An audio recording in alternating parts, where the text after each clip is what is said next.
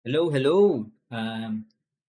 JC here. So this video is yung walkthrough nung tagos hanggang kabilang room ko na workflow. So let's start. Yung main purpose nitong workflow na to is to update yung remaining lessons. Yung remaining lessons na to is a custom field na may numerical na value. Ito yung total number of lessons na or how many times pa pwedeng mag-book si client ng lesson. Okay? And just a little context, this is for a tutoring service. So for this tutoring service, gumawa ako ng 6 na products. Basically, 2 lang siya. Isang 25-minute na lesson and then isang 55-minute na lesson. And then package ko lang like package of 10, package of 5, and then pwedeng single lang din. Okay, so ang trigger is ito, order submitted, and then filter ko is ito, basta hindi lang siya yung trial lesson, and then yung source is yung store. And then yung um, condition natin dito is ito na siya. Ito na yung mga bin-branch out ko siya depende dun sa mga product na available, which is itong mga to, 25-minute, unbooking only, 25-minute, package of 5, and then 25-minute na package of 10. Same goes with 55-minute na lessons. Ito siya. So, total of 6.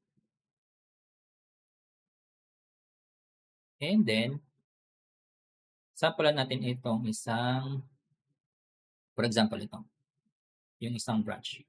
So, yung isang branch na to is similar na lang din naman yung action niya to the other branch, right?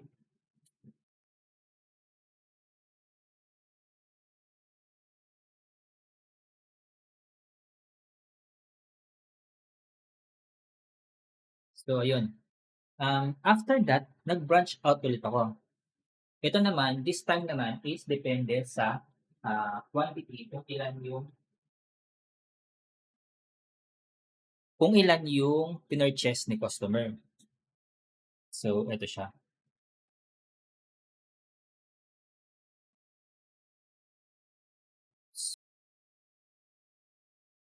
Ito, quantity of 1, 2, 3 hanggang 5. So, pag more than 5,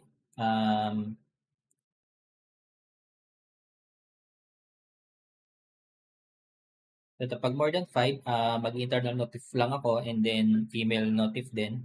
And then may manual action kasing gagawin. Okay? And then, dito sa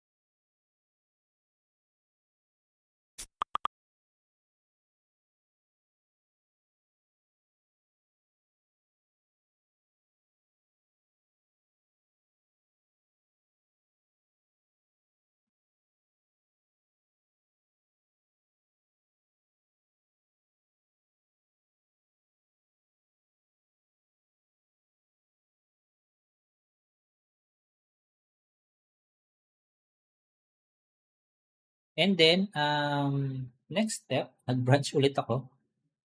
This time naman parang sinegment ko na lang. One branch for 55-minute na lesson and then one branch for 55-minute na lessons.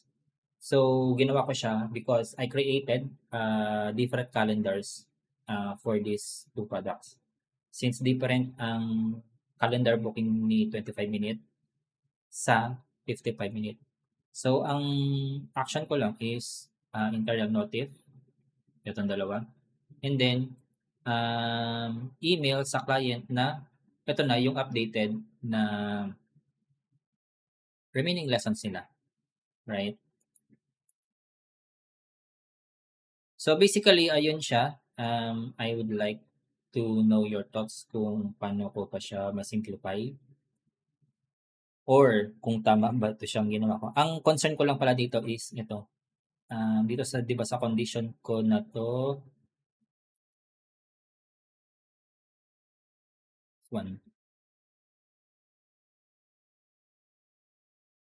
Itong order total, I'm not sure if this is, order quantity or yung, total amount ng in-order.